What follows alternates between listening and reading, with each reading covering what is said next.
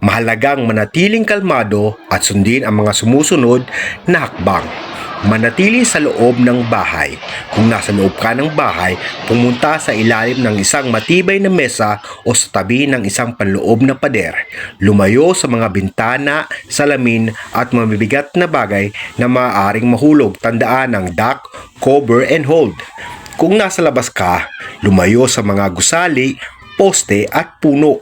Maghanap ng isang bukas na lugar na malayo sa mga bagay na maaaring mahulog. Huwag gumamit ng hagdan. Maaaring mapinsala ng lindol ang mga hagdan. Kaya mas ligtas na gumamit ng iba pang pamamaraan sa pagbaba. Kung ikaw naman ay nasa sasakyan, huminto sa isang lugar na ligtas at manatili sa loob ng sasakyan. Huwag huminto sa ilalim ng mga overpass o mga tulay. Mag-ingat sa mga aftershocks. Ang mga aftershocks ay mga maliliit na lindol na maaaring mangyari pagkatapos ng isang malaking lindol. Maaari silang maging mapanganib. Magkaroon ng emergency kit. Ang mga emergency kit ay dapat maglalaman ng pagkain, tubig, isang radyo, flashlight at iba pang mga mahalagang bagay.